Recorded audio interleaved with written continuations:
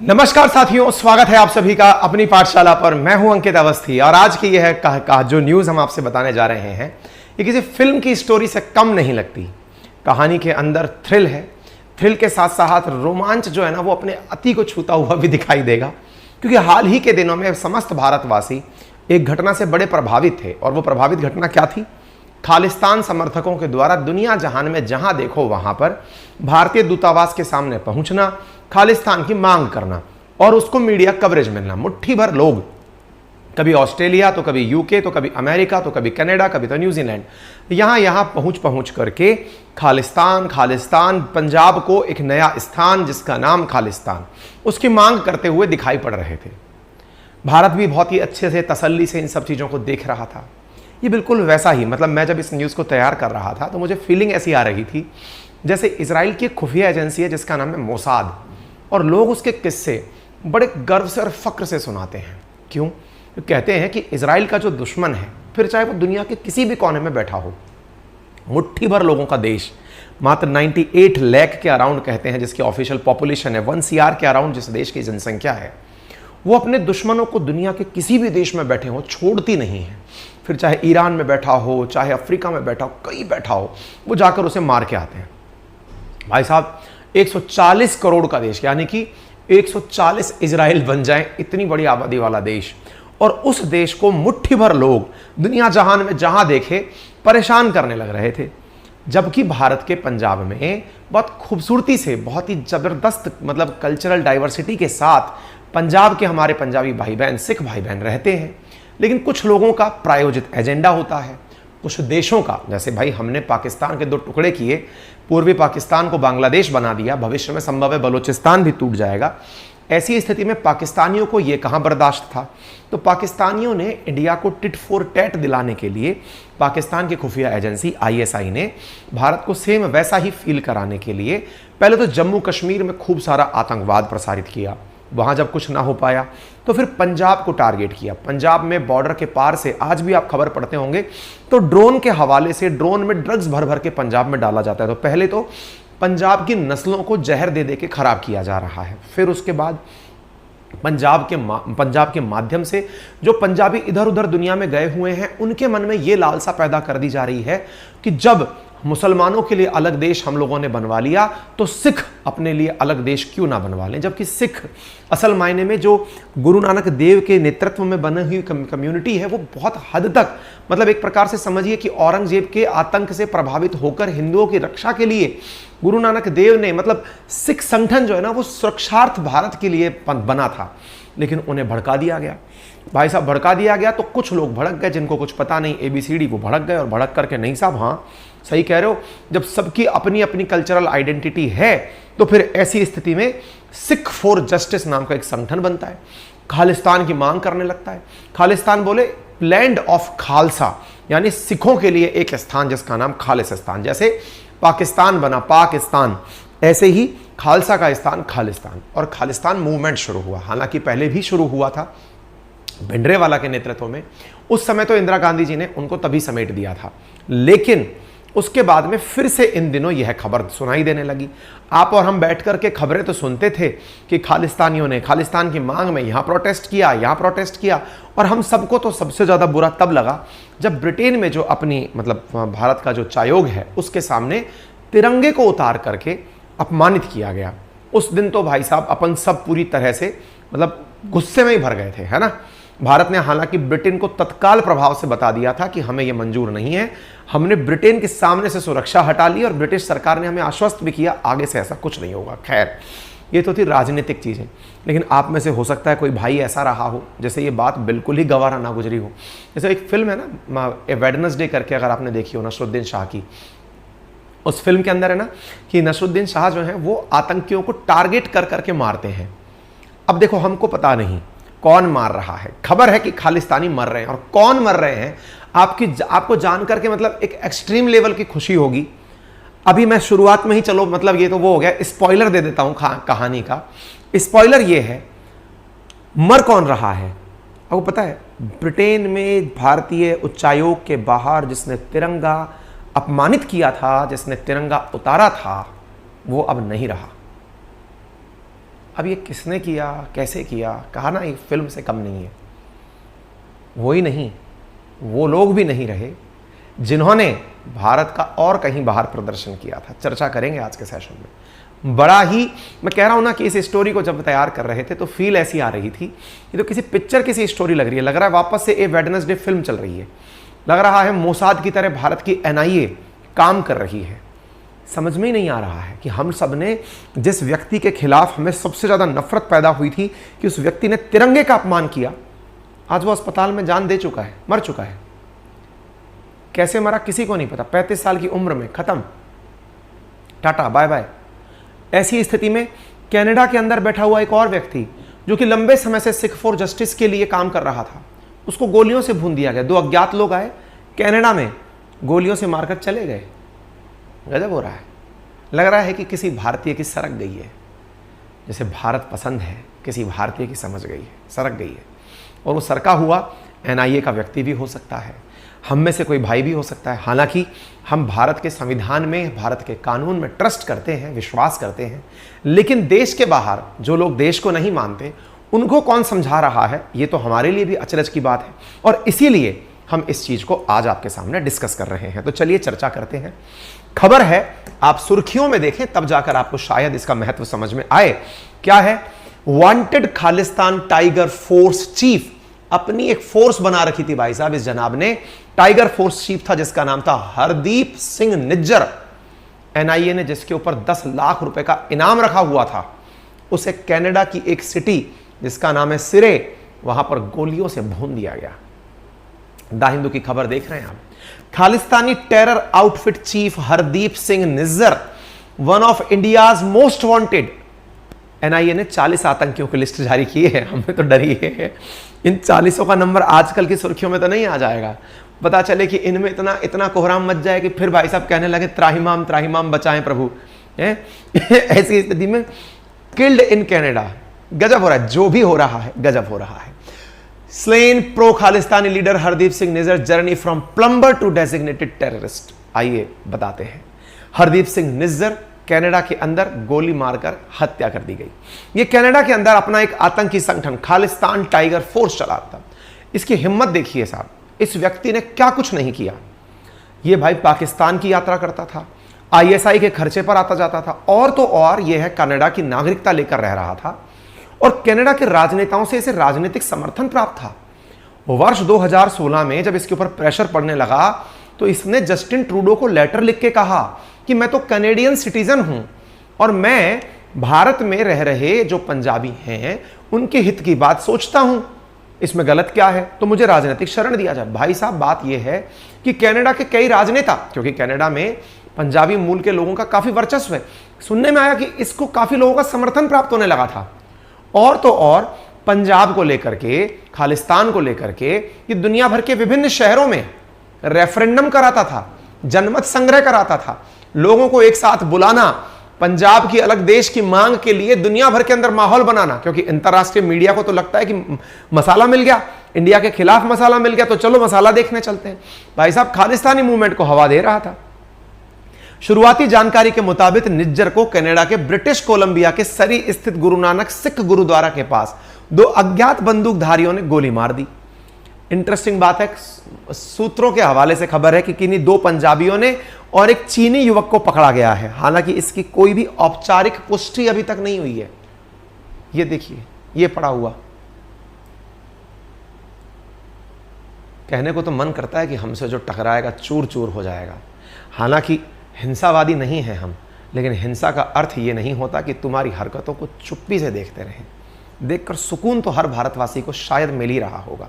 जिसके इंटेंशन भारत को तोड़ने के हों, जो भारत का विरोधी हो, जो भारत का दुश्मन हो, वो कैसे चैन की सांस ले सकता है? उसे तो ऐसे ही सोना था। वांटेड था ये नेशनल इन्वेस्टिगेशन एजेंसी का, एनआईए का, हरदीप सिंह निज्जर। इसके ऊपर कॉन्स्पिरेसी का आरोप था। इसने एक ऐसी हरकत की थी जिसने कि जालंधर के अंदर एक हिंदू पुजारी को, शिव मंदिर के अंदर पूजा करने वाले व्यक्ति को मारने का काम किया था। इसने एक व्यक्ति के साथ मरवाया था उसे। 10 लाख रुपए का एनआईए के द्वारा इसके ऊपर इनाम रखा हुआ था। सिख फॉर जस्टिस एक आतंकी संगठन जो कि भारत के बाहर रह करके खालिस्तान की मांग उठाता है, सिख फॉर जस्टिस का जो प्रवर्तक है जिसका नाम गुरपवंत सिंह पन्नू है, उसका ये बहुत करीबी था। एनआईए ने हाल ही में जिन 40 आतंकियों की लिस्ट जारी की उसमें भी इसका नाम था। ब्रैम्पटन शहर के खालिस्तान के हक में रेफरेंडम करवाने वाले व्यक्तियों में भी ये शामिल था। एनआईए ने अपने खिलाफ जो आतंकी की लिस्ट चार्जशीट दायर की उसमें भी इसका नाम था। ये सिख फॉर जस्टिस कई बार हमने चर्चा की, जब खालिस्तान की बात हुई तब हमने इसकी। एनआईए ने इसे मोस्ट वांटेड 10 लाख का इनामी आतंकी घोषित किया हुआ था। इसने पंजाब के अंदर हिंदू नेताओं की टारगेट किलिंग की थी। इसका ये आरोपी था, इसका ये मोस्ट वांटेड था। इसके खिलाफ 4 केस दर्ज हैं। एनआईए की जांच में सामने आया था कि ये आतंकवादी संगठन बब्बर खालसा इंटरनेशनल और अन्य आतंकी संगठनों के साथ टेरर फंडिंग का काम करता था। हवाला चैनल का उपयोग करते हुए आतंकियों के साथ गहरा संबंध बनाते हुए पैसे इधर से उधर भेजा करता था। इतना ही नहीं, कनाडा में बैठ करके केटीएफ चीफ फिल्लौर के गांव भार सिंहपुरा के अंदर इसने पुजारी की हत्या करवाई थी। इसका ये एनआईए का जो डिक्लेरेशन लेटर है वो आप देख सकते हैं, चार्जशीट देख सकते हैं। हालांकि एनआईए द्वारा 2020 में इसकी संपत्ति भी कुर्क की गई थी। इसके द्वारा दुनिया भर के देशों में रेफरेंडम कराकर खालिस्तान की मांग की जा रही थी। यह चाहता था कि खालिस्तान एक नया देश बने। अमेरिका, ब्रिटेन, जर्मनी, कनाडा, भारतीय दूतावासों के बाहर जो विरोध प्रदर्शन होते थे उनका आयोजन करता था ये। 2018 में इसे नजरबंद कर दिया गया था कि यह बाहर नहीं निकलेगा, लेकिन बाद में इसे छोड़ दिया गया। प्रदर्शनों में भारत के खिलाफ दुष्प्रचार करना, फैलाना, यह इसका उद्देश्य था। सिख फॉर जस्टिस को साल 2019 में भारत के गृह मंत्रालय के द्वारा जब बैन किया गया तब भाई साहब इसके हेड हो गए, मतलब प्रमुख चेहरे बन गए। हरदीप सिंह निज्जर सरी के गुरुद्वारे में जहां पर यह अध्यक्ष बना हुआ था वहां भी जबरन अपने पद को पाया हुआ था। राजनेताओं का करीबी था। ट्रूडो को लेटर लिख करके इसने ऐसे अपने लिए शरण मांगी थी कि भाई मुझे भी जस्टिस दीजिए, जस्टिन ट्रूडो। क्या यहां पर इसने लिखा, honourable prime minister Justin Trudeau, my name is Hardeep Singh Nijjar, फलाना फलाना, मैं सिटीजन ऑफ कनाडा हूं, हु हैज लिव्ड इन दी, यहां पर 1997 से रह रहा हूं, मेरी एक पत्नी है, 2 बच्चे हैं और मैं आपका सिटीजन हूं, लॉ अबाइडिंग सिटीजन हूं, मुझे संरक्षण दिया जाए। ये तो इसके कारनामे थे। पाकिस्तान जाकर आईएसआई के खर्चे पर वहां पर लोगों के साथ मिलता था। 2015 में जिस आतंकी के साथ थाईलैंड में मिला उसे बाद में गिरफ्तार किया गया। तगड़े काम थे इसके। खालिस्तान मूवमेंट को जबरदस्त तरीके से चलाता था। उम्मीद है ये खबर जान करके आपको कि पता चला होगा कोई तो भाई है अपना जिसकी सरक गई है, चाहे वो एनआईए है, चाहे रॉ है, चाहे कोई भारतीय है, लेकिन जिसकी सरकी है सही सरक गई और सही समय पर सरक गई। एक और चलते हैं, एक खबर और देखते हैं। क्या गिरफ्तार हो चुका है खालिस्तान समर्थक अमृतपाल? रिसेंट डेज में आप सबने एक सुर्खी पंजाब के अंदर बहुत सुनी, अमृतपाल अमृतपाल। और भाई साहब हद ये हो गई कि जब अमृतपाल की गिरफ्तारी का भारत में प्रयास चल रहा था तब भाई साहब ब्रिटेन के अंदर हमारे साथ एक बहुत ही शर्मनाक हरकत हुई। भारत का जो उच्चायोग है ब्रिटेन में, उसके बाहर भारत के झंडे को उतार कर फेंक दिया गया। तब हर भारतीय एकदम तमतमा उठा। ब्रिटेन में रह रहे भारतीयों ने जाकर के एक लंबा चौड़ा एकदम तिरंगा वहां फहराया और भारत के जो सम्मान है उसको बरकरार रखा। लेकिन सरकी थी किसी भाई की। अब क्या हुआ ईश्वर को पता भाई साहब। ये घटना, लेकिन जैसे ही शासन व्यवस्था चेती कि हाँ भाई इसने गलत कर दिया, मैंने तो आपसे उसी समय कह दिया था, अगर आप हमारे पुराने साथी हैं 21 मार्च का सेशन निकाल के सुन लीजिएगा। मैंने पूरा विश्लेषण ऐसा किया था, आपको बताया था कि पुलिस कमजोर नहीं होती। अंडर एस्टिमेट लोग कर लेते हैं, उन्हें लगता है कि अरे ये तो क्या ही करेंगे। नहीं भाई, कुछ भी ऐसी स्थिति में इसकी नादानी आज तस्वीरों में बयान हो रही है, लेकिन इसके जैसे नासमझ दुनिया में कम थोड़ी बहुत है। और उन बहुतों में से कुछ लोग भारत के हाई कमिश्नर, भारत का जो उच्चायोग ब्रिटेन में स्थित है, उसके सामने आगे बढ़ के भारतीय झंडे की अवमानना कर दिए थे। अगेन ये दुस्साहस था इन लोगों का, और इन्हें भी पनिशमेंट मिलेगा, बस इन्हें पता नहीं है। साथियों, जो पुलिस को झुका दिया है, लेकिन अगर किसी को मेरा ये सेशन दोबारा देखना है जाकर देख लीजिएगा, अंकित इंस्पायर इंडिया पर पड़ा हुआ है।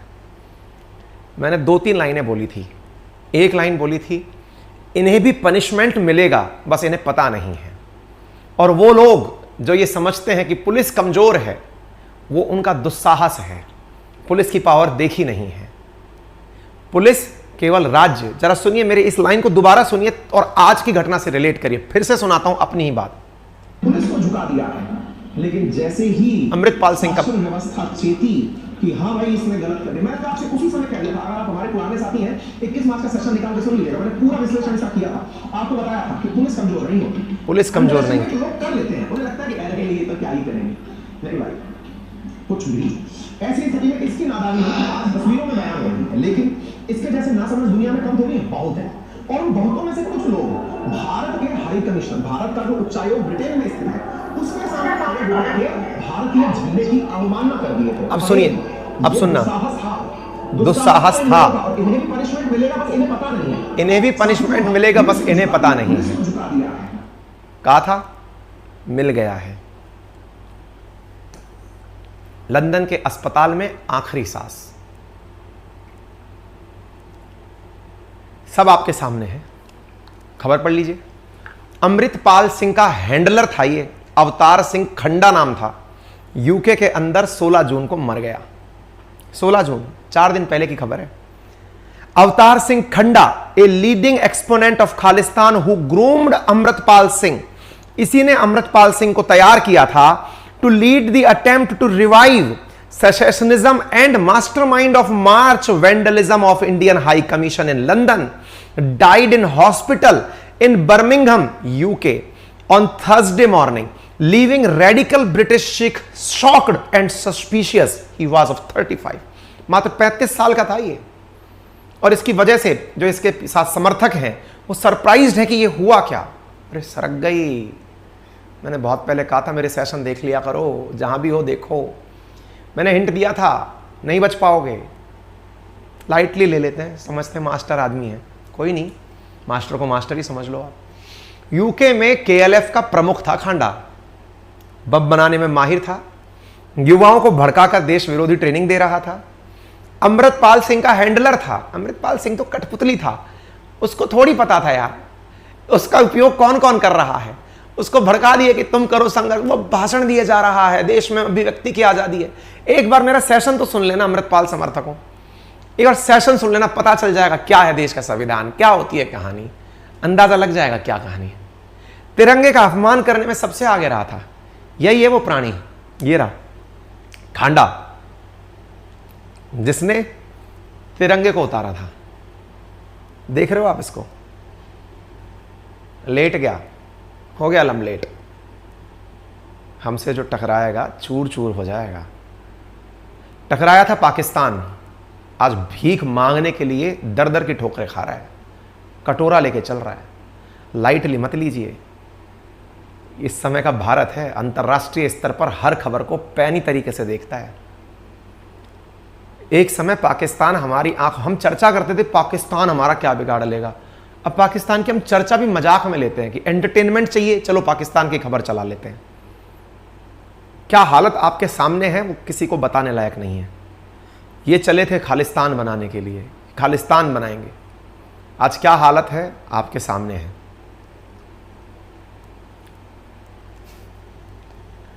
अमृतपाल सिंह का क्या हुआ, पागल हो गया वो, सफरिंग फ्रॉम सीजोफ्रेनिया, बहकी बहकी हरकतें कर रहा है, डिप्रेशन की दवाइयां खा रहा है।